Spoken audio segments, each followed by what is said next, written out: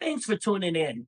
This is day 2 of the Draft Day special. If you missed day 1, you'll see a link below or go to the channel and watch day 1. Today, we're going to preview some more draft picks and we'll see how their futures turned out. Thanks for tuning in to Conversations with Brick. 1, 2, 3, 4.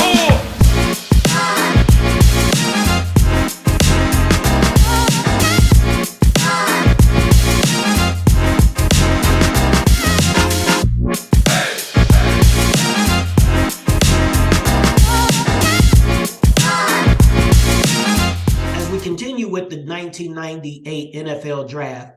With the 18th pick, the New England Patriots select running back Robert Edwards, Georgia.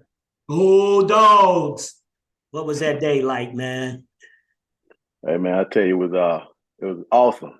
It was awesome. It was extra special for me because I wasn't only watching the draft for myself. One of my hometown friends, you know him. We all know him, Takeo Spikes. We grew up together. Like, we didn't just go to the same school. We, grew up together, in the backyard, hanging out in the neighborhood, grew up together. And we were both in the same draft. So it was an extra special day for me because I was watching him, trying to see when he was going to go, and he was watching me to see when I was going to go. So it was definitely a special day for us both. Now, was there any wagers of who would go first? Well, at first, it's projected that I would go first because St. Louis was talking about taking me at 5 or 6 if they couldn't get Curtis Enos. But they ended up taking offensive tackle, and so I fell a little bit. And Takeo ended up going, I think, 12 or 13? 13. Yeah. And then I went shortly after him at 18. Okay. So what was your, welcome moment to the NFL? You dream of this, you worked hard, you get that call, and then that kind of reality sets in. What was that like? Well, back then, as soon as you're drafted, they're trying to put you on a plane the very next day. That same day to get you in to do all the media outlets and to be introduced to the team and to the community and to the organization. So it was fast paced. Then you got to learn the playbook. Then you got to be in shape. That next week you got to be there for a rookie mini camp. So once it started, once you're drafted, it takes off, and and that continues all the way throughout the season. Definitely. And before I let you go, we got to talk about that mural behind you, which represents what? Oh, that's RBU. You know how we do it down here at the University of Georgia. Those are the NFL guys that that went to the league, played in the league. I think they stopped at Todd Gurley when they made this mural. But we've had plenty more come out since then with Nick Chubb, Sony Michel, and DeAndre Swift. So, that's what we're known for, the running back U. But I think now we're about to start a new identity as tight end U because we have some fantastic, awesome tight ends coming out the last 2 years, this year, next year, and we got some in the workings that's coming out throughout the year. So we're definitely excited about those Bulldogs. Well, one thing can't nobody dispute, you all are back-to-back national champions. Will there be a three-peat? Can't take that away from us. That's the plan. That's the plan. I think every season, no matter what level you're playing, your ultimate goal is to go play for the championship. So our goal as University of Georgia alumni players, we expect to go back and play for another championship. So that's the goal. That's what they're preparing for, and that's what I look forward to. Hey, well, good deal, man. Well, I appreciate your time, bro. And good luck down at Washington County. I know you're going to have an awesome football season. This will be, your second year? Yes, sir. Second year. Good deal. Well, hey, sometime during the season, we have to check in and see how them Hawks are doing. Yeah, do that. We expect to have a good year and get into the playoffs and try to make something happen. Hey, sounds good. Robert, appreciate it, man. Tell Tracy and everybody I said hello and much love. Much love. Thanks for having me. All right, appreciate it. All right, as we continue our draft series, with the 21st pick of the 1986 draft, the Cincinnati Bengals select wide receiver Tim McGee from Tennessee. Who they was the chant on that day. What was that day like for you, man? It was rather interesting because when leading up into the draft, I did not have any expectations that the Bengals would draft me. I was slated to be the first receiver off the board, but I did not work out for Dallas because at the time, Dallas, I remember my childhood idol, Drew Pearson, was the one that worked me out. And he wanted me to do a physical workout. He came down to Knoxville and he asked me to physically work out. And I just thought, okay, you want me to go out and catch a couple balls? That's fine. Right. He wanted me to do the whole thing. And I was like, no, I'm not doing it. I'm not going there, brother. And he said, well, when that 19th pick come up, I guess we'll skip over you. And I go, that would be fine with me because I didn't want to go there anyway. Right. Yeah. So, when I was drafted, obviously I didn't know the, again, Bengals was interested in me when they drafted me. I didn't even know who the coach was. Right. I knew very little, but you know how it is. I got drafted. It was very private. I didn't have anyone around. I was in my apartment. I had some press out in the hallway. And once I got drafted, I didn't even have an agent. How about that? I had no agent. I was just letting the process take care of itself. Once I got drafted, I went to see my mom in Cleveland like 2 or 3 hours later from Knoxville. Okay. And I spent the weekend there and, I actually hired an agent, Steve Zucker at the time. Actually, I met him in the airport and, then just started my career. But I played it really, really, really extremely private and low key. Well, and that's the thing. You've always been like that. And as people see, we've talked to Solomon Wilcox and other people, and it's amazing how the draft has changed from when like you all got drafted to the fanfare, the spectacle, and everything it is nowadays. One thing that I know with you is at some point you were your own agent, correct? Correct. Mm-hmm. And so you hear all the hoopla about Lamar needs an agent and this, that, and the other. Being a player and a former agent, what's your take on that whole Lamar situation? Well, Lamar's in control of himself, and anyone that thinks differently just don't know what the hell they're talking about. And I don't care who it is. I don't care trying to advise another person. If you imagine this, you're talking about when I hear the criticism he faced on different networks and by different individuals and telling him what he should be doing and what he shouldn't be doing.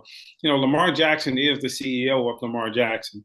The only person that really, and no one's going to care more about Lamar Jackson than Lamar Jackson. No one knows what inside of him but Lamar Jackson. No one knows what he wants but Lamar Jackson. So all the speculations, all the speculators, all the opinions, they don't matter. So number one, they need to pretty much shut up, in my opinion. And as far as him having an agent, it's a NFL contracts are so simple. They're filling the blanks. And if you want 240, you get 240. And it's just now it's a matter of how you get it. It's not like baseball. It's not like basketball. You're not doing deferred comp. You're not doing addendums to the contract. You're going to get what you want to get, when you want to get it, and how you want to get it. Right. And it's so, so, so simple. It really is. Now, from a marketing standpoint, I can understand since things hadn't gone that way where Baltimore has just upped the ante and said, here's what we're going to pay you. And now he's requested a trade. All you need is a marketing person, someone out there that can really listen. They don't have to negotiate contracts. You Right. can have someone as a conduit as long as they're not negotiating a deal, if he wants to gauge the interest. And besides, my last comment about Lamar is, what do you think is going to happen to Justin Herbert or Joe Burrow here in Cincinnati? They're not going to have to go through the same thing. So, it kind of makes you go, why is it that the Michael Vicks and the Lamar Jacksons of the world, they have to go through the extra step? Why is it's always that extra hurdle for them to get what they so deserve? And lastly, Brent, I'm always hearing about Lamar Jackson is not a, say, pocket passer. Okay, as much as I absolutely adore Joe Burrow and Patrick Mahomes, they're also not Lamar Jackson. So why are we not talking about his assets opposed to labeling something he may not be as on a scale of 1 to 10? Let's say Burrow is a 10 and Lamar is a 9 or 8 in the passing game as far as pocket passer. Joe Burrow was not born with the DNA Lamar Jackson has. He is not the most excitable player when he's running. Lamar can beat you different ways. So I'm really disappointed in the national media. I'm really disappointed, especially former players. I'm really disappointed in their approach to it because he's broken the traditions on how things should be done, and I just don't agree with that. And I always felt like that about Michael Vick. You are a once in a generation player, and they kept talking about he wasn't a pocket passer, and he tried to prove it. It's like, bruh, be who you are. If you're gonna go out playing your way. And as we seen, he did some amazing things. The same thing with Lamar. For him to fall to almost the last pick of the draft for Baltimore to trade back up and get him, he's won MVP. Everything you can ask a quarterback to do. What's the problem? Well, when you look at the final four quarterbacks that was pretty much could have gone to the Super Bowl and went to the Super Bowl, you look at Jalen Hurts, then you look at the Lamar Jackson. So the style of play is there. That's what the NFL wants. And obviously, let's say it. We know they prefer a 6'6" pocket passer back there. Somebody that just can gunsling the football. So they find areas of criticism when athleticism is involved. However, here's the irony of it and the hypocrisy of it. The two top quarterbacks, maybe three top quarterbacks, whether it's the kid from Alabama, Ohio State, or Tennessee, if they go anywhere in the top four, they all possess the same skills that Lamar Jackson has. And it's just asinine where, sometimes you get these things where a player, like in this case being Lamar Jackson, he gets picked apart, and it's like, you go, wait a minute. I don't know if it's this demeanor, if there's just something about him that they just won't accept, and that's just unfreaking believable to me. It is. And so switching gears just a little bit, you were an agent, and from an agent's perspective, excuse me, we know how it is. Like you said, teams say they'll pick your guy with the next pick, and they don't. What kind of jockeying, or what? Maybe not jockeying is not the proper word, but what goes on from an agent perspective on draft day? An agent is on draft day. You're a data collector. And what you're doing is you're trying to play one team off the other. It's you're really trying to get inside the rooms where the coaches or whoever the powers that be, and you play games like I heard another team is going to grab my guy at 20 opposed to 20. You're picking 25th. If you really want to, you got to move in. So you're playing that game, and what people don't understand is this has nothing to do with negotiation. It has everything to do with lobbying for your client to be drafted, because what goes on in those war rooms, only few people know. And remember, you look at the Bengals, there's only one person in charge. You have all these people on camera, and you got to get to the right person to sell your guy. And sometimes they've already had their minds made up. So sometimes you have some pull, some power, some luck, some input, and then other times you just sit back waiting on your guy to get selected. And if you can move him up the board, that's great. But let me just say this, Brent. Okay. Getting drafted higher is not the best scenario. A good agent looks at fit. Where does my client fit? Where he fits in short term to long term. Like I got drafted, it was a perfect scenario for me. I had Eddie Brown, I had Chris Collinsworth, I had no pressure. So zero. So what the Bengals were thinking for me, okay, third or fourth year, we're going to bring, this guy is going to be our number one, number two guy. Well, it worked out for me. So you got to look at the situation in its entire totality. What's best for my client, both short and long term, and how do I extend his career? Because, nowadays, Brent, it's all about that second contract. That's when you get your bag. Definitely. And, Tim, sometimes I think if you go in like the later rounds, I know now it's only 7, but at that point, it's almost like, don't draft me. That way I can pick the best opportunity for myself.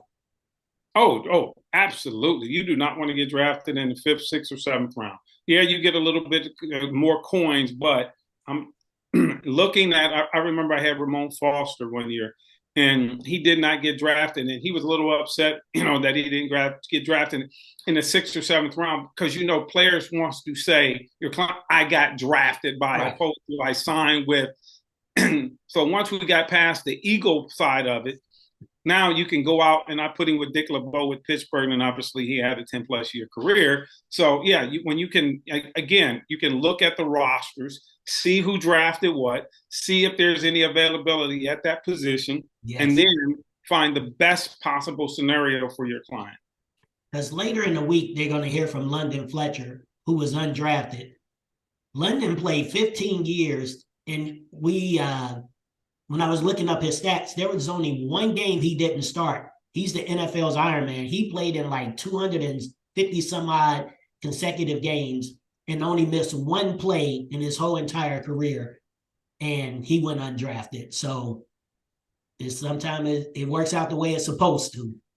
Yeah, London and I from Cleveland, the concrete jungle. So, yeah, it's a mentality there. It's everything is grind. We don't get much in the form of glamour. So, we just put our head down and, I didn't miss much. I don't know how many games I missed, but I know it wasn't double digits in my senior career. So maybe 5, something like that. Don't miss practice. And again, that's just the way we were taught in Cleveland. I understand. Well, Tim, man, I greatly appreciate the time, bruh. Always good chopping it up and picking that brain of yours because I know it's constantly going and analyzing. So thank you, sir. I appreciate you having me on. All right, man. Tell the fam I say hey. I will. You do the same. All right. Later. Mm-hmm. As we continue our draft day special, we have the 21st pick of the 2001 NFL draft. The Buffalo Bills select cornerback Nate Clements from the Ohio State University. What up, Nate? What up, Brent? Thanks for having me on, man. I really, we've been friends for a long time now. So yes, sir. Thanks for having me on. And you've always been there to support me, and I'm gonna always be here to support you. Hey, I appreciate it. So, what was that day like, man, when you heard your name called? Well, man, it was one of the most exciting days of my life. To make a quick story about it, I actually thought I was going to be drafted by the Steelers. Oh, really? I was on the phone and with them, and they had the next upcoming pick, and so I thought I was going to be a Steelers. So what happened was they ended up calling me and saying that they were going to go another direction, and I wasn't upset with that. Right. They ended up picking Casey Hampton, D tackle out of I want to say Texas. Yeah, I think that's which right. Is he was a good player as well, so deservedly so. But Buffalo snatched me right up, and it was the rest was history. I was excited because I was the first DB taken on the board. Okay. That was one of my goals. I wanted to be the first defensive player taken off the board, part of the DB. And then the next thing, it just worked out. We had pretty much a block party. I was at the house. The streets was blocked off, and the neighborhood showed love. So it was great, awesome. And it worked out because it was close enough for the family to get there. And I think that's so important, man. As we went through some of these episodes, man, you hear the stories of another Cleveland product, London Fletcher, another one, Tim McGee. And it's like the stories are so different from the different years of the draft. When Tim and them got drafted, they had to watch ESPN or wait for somebody to call them on a house phone or something just to let them know they was drafted. So it's just crazy. Right. The game has definitely changed. And as far as the production of a draft nowadays, it's almost like going to the Emmys or something of that nature. So it's the who's who of the young bucks that's going to be drafted. So it's an exciting moment, though. And speaking of the young bucks, we have being a Buckeye fan, CJ Stroud.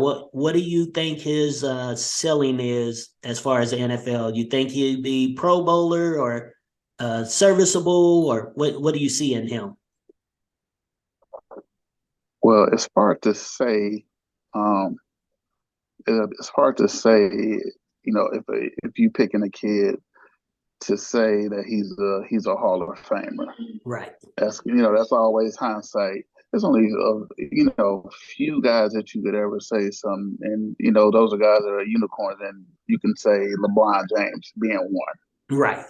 I think CJ Stroud has all the intangibles that it takes, the size, the strength, the arm strength that it takes to be a really good player in this league. As well as I know, it comes down to being consistent and being able to be on that field on a consistent basis and playing at a high level. Yes. So I think he's in a situation where, he's in a great situation right now, whether it's the first or within the top 5 picks. So it's not where you get drafted, but it's what you do once you arrive. And I think that's so true, man. And as well as anybody, it has to be a scheme fit too. You can have all the talent in the world, but if you go somewhere and they don't utilize your skills, you're not gonna have any success. That's true. You go to a situation where they're in a particular scheme that doesn't suit your high points, then it's almost like you're being wasted.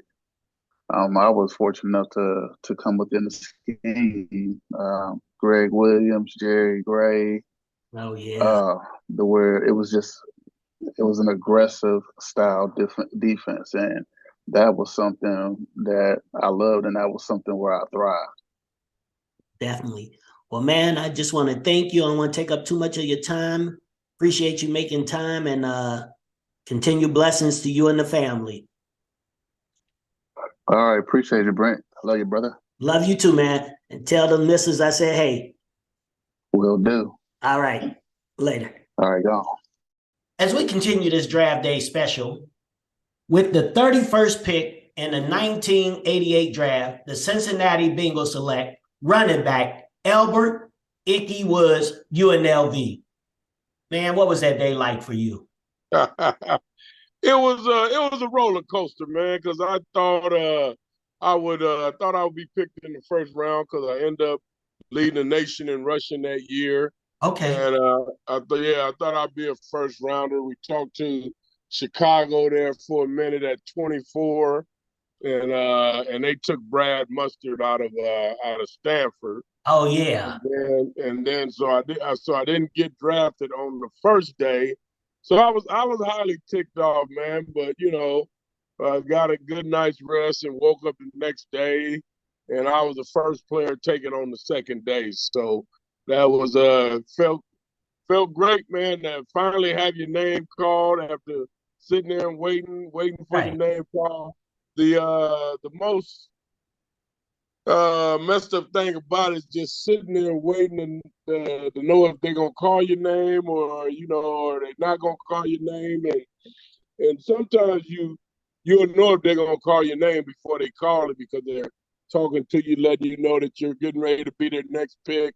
Okay. And when they told me that I was getting ready to be their next pick, I put my mind at ease, and then to hear my name called on the TV was just unbelievable. Now, who was there with you? Were you by yourself, with your family? No, I was actually in Arizona. I had my running back coach was there from UNLV, my mom, my brother, my soon-to-be wife, and a couple other people, man, came out. Well, we had a nice little, but we did it in Arizona at my agent's play. They had rented out a hotel there in Tempe, Arizona. So we was there for the draft. Good deal. Now, some people may know or may not know, one of the things, not only were you a heck of a running back, but the touchdown celebration, the Icky Shuffle, where'd that come from? Well, brother, I just made it up, man. I was sitting at home one day and I flew my mom in for a game, and we were getting ready to play the Cleveland Brown, and two of my oldest kids, well, two of my kids, the oldest at the time, were 5, and 2. And I just got up, man. I started acting crazy and jumping all over the place. And I was like, Mom, if I score tomorrow, this is what I'm going to do. She's like, boy, you better not do that. You better not do that. I was like, Mom, I got to. So I scored and kind of jumped in the air and put my hands between my legs like that. And then Right. Ricky Dixon, who was our first round draft choice. Yeah, the That DB out of Oklahoma, I think. uh, Ricky was a DB out of Oklahoma, right? defensive back out of Oklahoma, Yeah. safety out of Oklahoma. And so he came up to me. He's like, Woods, what was that? I was like, man, that was my celebration dance, man. He was like, man, that thing was whack, man. That thing was whack. I was like, what you mean, Rick? It was whack, man. He was like, yeah, it was whack. I say, so what do you think I ought to do, Rick? You think I ought to put some steps to it? He was like, yeah, man, put some steps to it. So we were getting ready to play the New York Jets the next week. And the whole week I'm thinking, excuse me, what can I do? What can I do? Brett, I couldn't come up with nothing, man, the whole week. And then 5 minutes before it was time to get dressed and go out and get warmed up, it just hit me. Right. So I was sitting in my locker and I said, Rick, check this out. This is what I'm going to do today if I score. I'm going to go 1, 2, 3, 1, 2, 3, 1, 2, 3, and I'm going to hop back 3 times and spike the ball. He was like, oh, yeah, man, that's going to be live. That's going to be live. But I tell everybody, Brett, I just so happened to be in the right place at the right time. I was blessed, we were winning ball games and we made it to the Super Bowl that year, man. So I was just blessed to be in the right place at the right time, brother. And wait a minute, and it's funny, and it's not funny, but God always puts us in the right place at the right time. And you No and Mom doubt. even did a Cadillac commercial with that, didn't y'all? Yeah, Oldsmobile. Oldsmobile, yeah. Me and my mom did an Oldsmobile commercial with that, and then I was able to do a few other things with the shuffle. He was able to do the Geico commercial years later, the Geico commercial, and then I do a couple of spots here in Cincinnati, man, a couple of spots in Dayton, man. So it's kept me relevant, man. Who'd have thought 30 years after doing something that you just made up that still get you in the limelight today, Hey, your gifts and talents make room for you, no matter how simple they may seem. Oh, Because no doubt. I know you take advantage of every opportunity. So, man, I just want to thank you for your time, bro. You've always been gracious. You've always been real. And you've always been a friend, and I appreciate that. Oh, man, anytime, brother, anytime. I appreciate you having me on, man. That's real. That's love and respect, man, for sure. Yes, sir. Well, man, have a great day, and we'll be in touch. All right, brother. All right, Peace, man. later. All right. With the 49th pick of the 1987 draft, the Cincinnati Bengals select cornerback Eric Thomas from Tulane. What was that day like? It was wild, Brent, man. When you get drafted, you don't know what's going to happen. Right. You don't have any idea who's going to pick you. You don't know when it's going to happen. And so as I went through the process, I was projected to go in, I think, in the 4th or 5th round. Oh, wow. And so, and that was before the combine, actually. So once I went to the combine, I had a chance to improve my stock a little bit, per se. Okay. And so when the draft came around, my agent and I had talked, and there was a lot of talk about how there were a lot of corners that were going to get drafted pretty high. It was a corner-heavy year, and it's funny because they thought that there were probably 5 corners that were going to be drafted in the 1st round. Oh, wow. And come to find out, as the draft went on, there was only one quarterback drafted in the 1st round. That was Robert Woodson. Yes, Oh, he was the only cornerback drafted in the 1st round that year, and obviously, he turned out to be a Hall of Famer, so they got that right. But in the 2nd round, there were probably 7, 8 corners that got taken, and I was one of those. I was at number 49, and so I was really fortunate. And as I was, I was with my teammates down in New Orleans watching the draft. My mom was in California, and as I sat there just watching the draft, again, you have no idea what's going to happen. But I knew once this sort of spate of cornerbacks started going along, I thought maybe I had a shot. And then Obviously, 49th pick, man. They made that beautiful announcement that you just made, and history was made. And it was fantastic. You know, it's funny because back then, as you know, Brett, they didn't have cell phones, Right. and so I was taught. I was up in my dorm room, uh, uh, sitting down with my teammates. So when it happened, I had to take off running downstairs, go to the payphone, call my mom.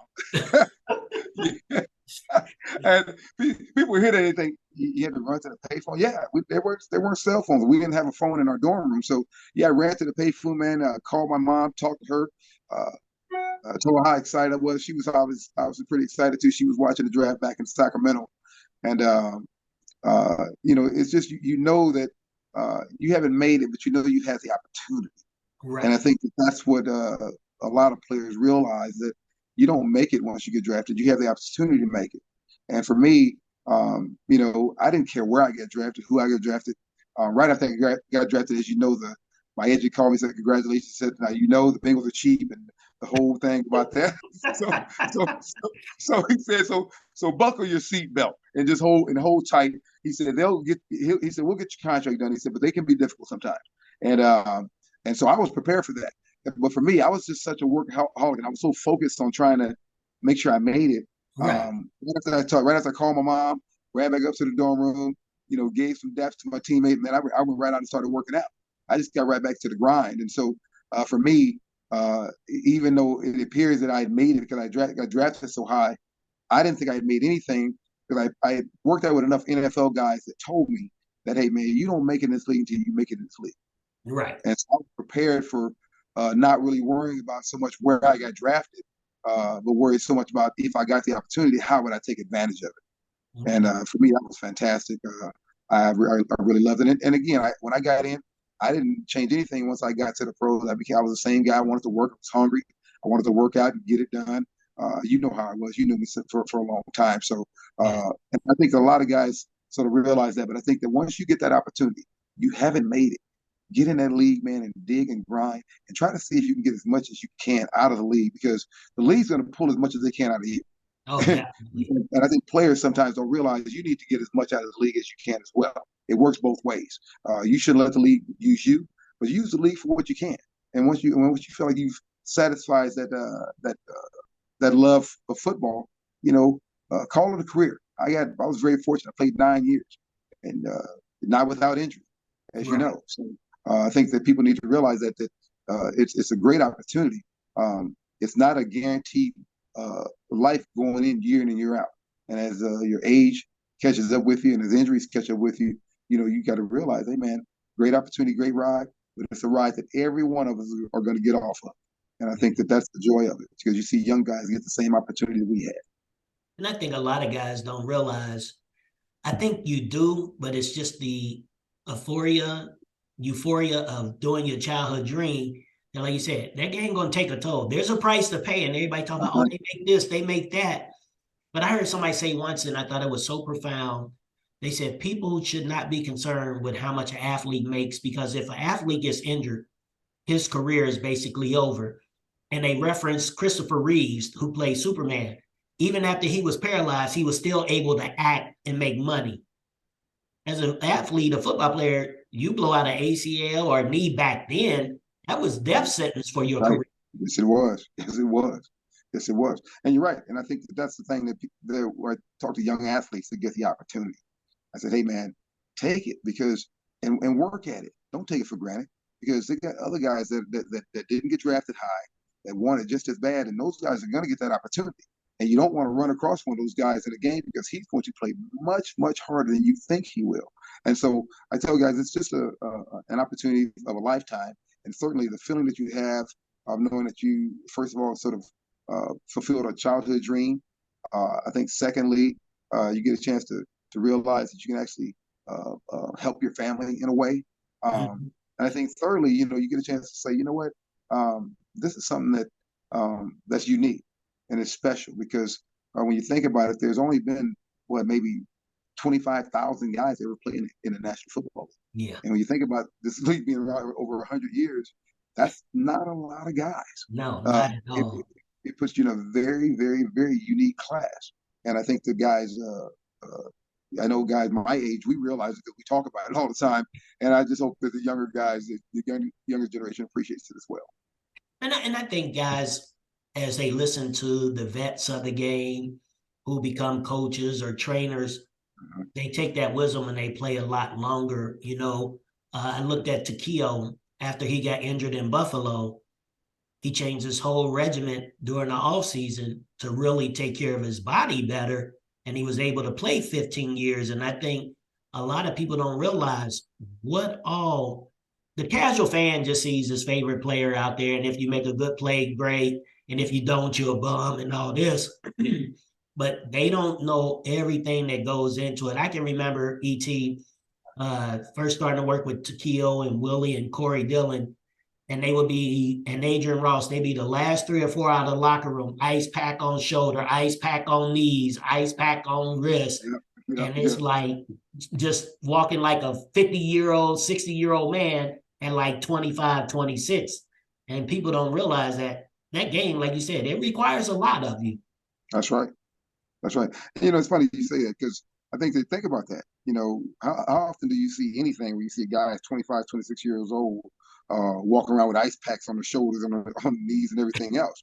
And again, it shows you, again, that sacrifice we were talking about. And I think that at the end of the day, that's the part of football that people don't see. Because you said, just like you said, these guys are coming out of the locker room after everyone's left. All the fans are gone. And these guys are coming out there. And that's a visual that, clearly you've been there. You've seen that. You've helped those guys, maneuver through those times. And I think that the casual fan doesn't see that. They think that, your football players are just machines, and they're not.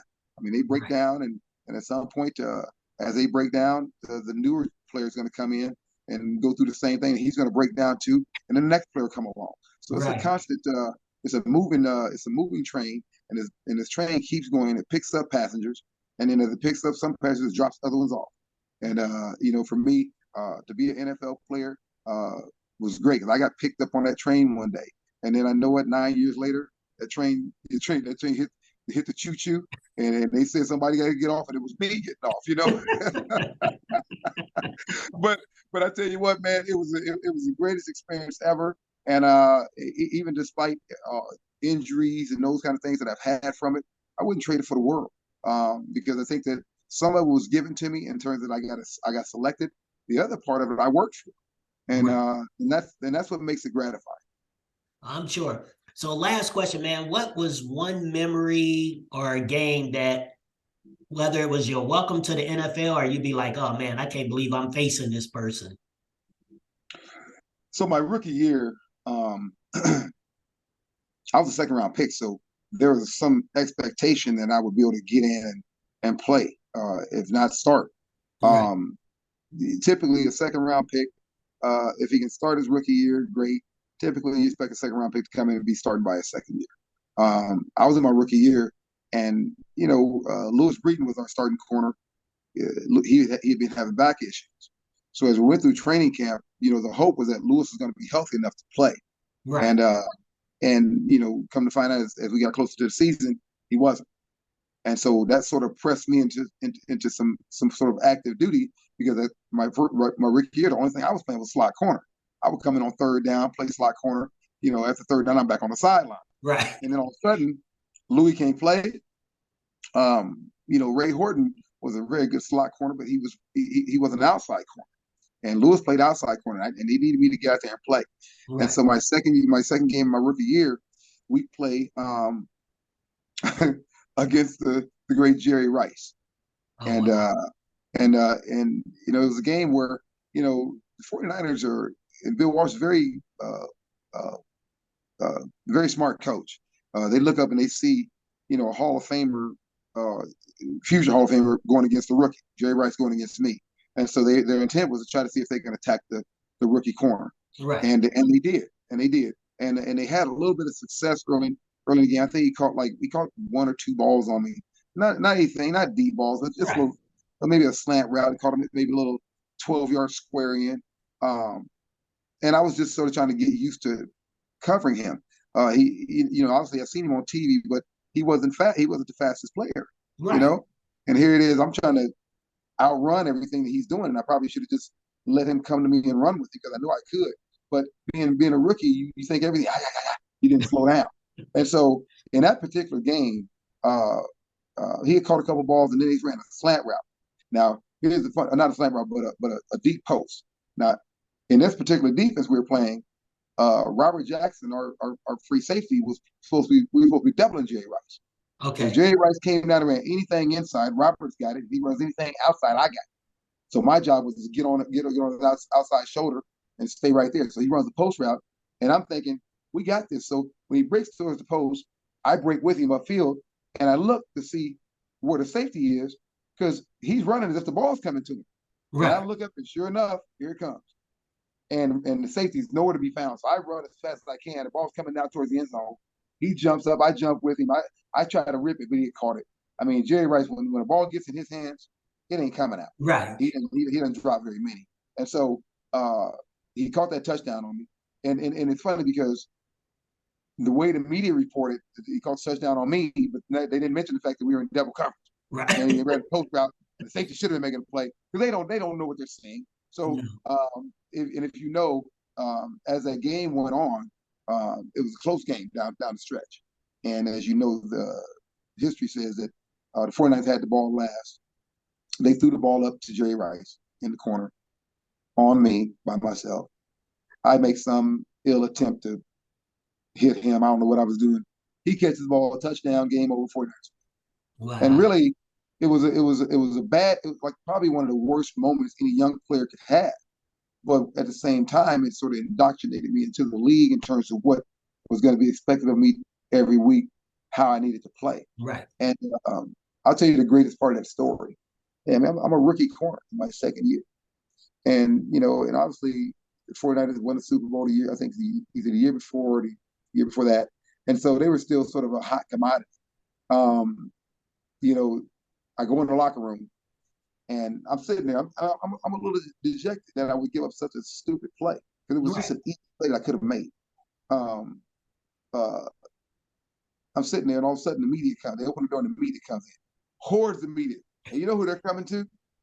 Eric Thomas. Right. Yeah, I see them because when they walk in, Britt, they're all looking up at the top, look at the names. they find me and they come in and they're just riddling me with questions. I probably sat there for maybe a minute and I'm just getting riddled with questions. And it's so many questions at one time, I can't even answer one, right? Right. And so before I get ready to start answering the question, I see someone come moving through the crowd, comes and grabs Dick LeBeau. Comes, grabs me, grabs my arm. Hey, Eric, come here. I need to talk to you. Takes me into the coach's locker room and says, I didn't need anything. I just didn't want you to be caught up with all those sharks out there. You don't need that. Ain't that cool? I tell you, anybody that knows that guy, man, he's the best ever. Nothing but love and respect for Dick LeBeau, man. Best ever, man. Probably one of the greatest guys you will ever meet. Yes. Very humble.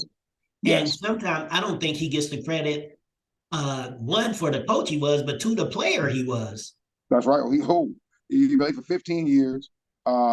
He was just fantastic, man. He was just, one of the best players in 64 interceptions, some crazy number. Now recognized in the Hall of Fame as a player. So deserving. Definitely. But the way he taught, Brent, man, all of us guys, Solomon Wilcox and I talk about this all the time. We could have gotten luckier to have someone like Dick, where we actually got drafted to come play here, because I was a raw player. I needed coaching. I wasn't going to succeed in this league if I didn't have someone coach me up and teach me how to play. Speed in this league is not enough if you can't know how to play technique and those kind of things. And Dick LeBeau really locked in on me my rookie year and put it in me.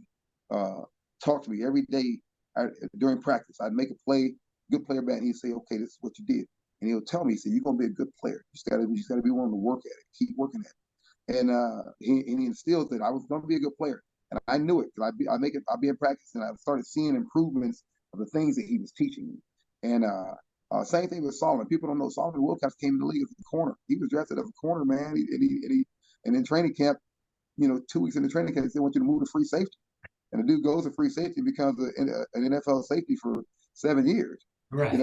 So and he sort of had the same idea I had. He was willing to work. He didn't care about how much time it took He knew that working hard was going to take you away from doing some of the things that 21-year-olds like to do. Right. But what was more important, doing those things or having a chance to have an NFL career for however long it was? And we thought the latter was more important, and we put in that work for it. And I tell people all the time, I know for a fact that I would not have been the player I'd been if it wasn't for Dick LeBeau, because I was a project for him, and he helped me out a lot. I tell you what, he was a generational coach because he was still around when Takeo came. Yes. He says the same thing. Great guy, great coach. Just you want to give everything for him. You give it all. That's right. And people don't know that's what coaches do for players. If you have a coach that you really respect, because he respects you, Yeah. and that coach treats you like a son, at the same time keeps demands of you as a player. It means a lot. And Dick, in all his soft spokenness, we knew what he wanted from us. We knew what he wanted us to do. And for us, it was a disappointment for us not to get that done for him. This guy people have no idea as far as knowing technique and knowing how to play coverage.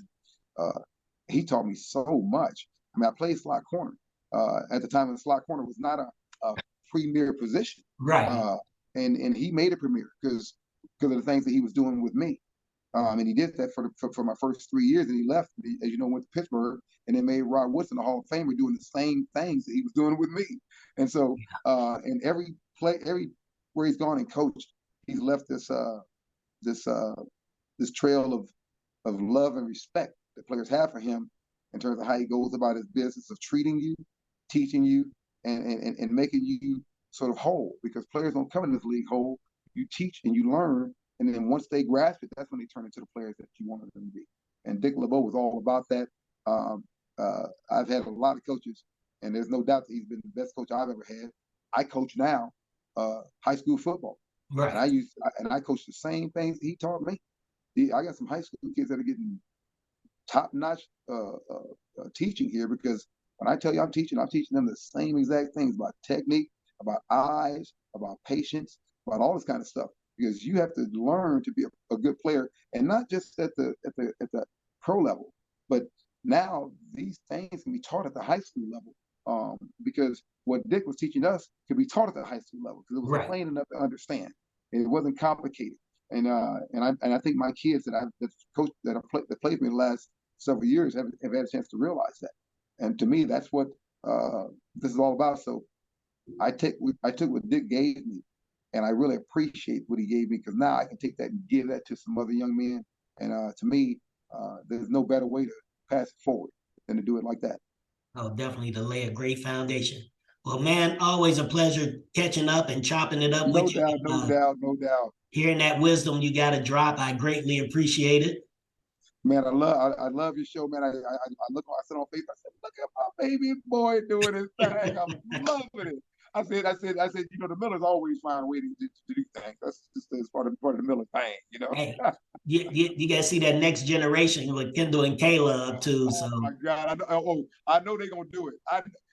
I know Mom and Daddy. They're gonna do it. Oh yeah. Well, man, appreciate you and much love. And no doubt. We'll have to do a full episode with ET and just pick your brain some more. Well, I got a lot of picking, man. A lot of picking over here. A lot of picking, baby. Hey, I know, from fitness to just education to track to football. So we'll have to dig into some of that vault up there and see what all's up in there. Let's do it sometime, brother. I'd love to do it. All right, ET. Love you, man. Well, thanks, Brent. All right, later. Bye-bye.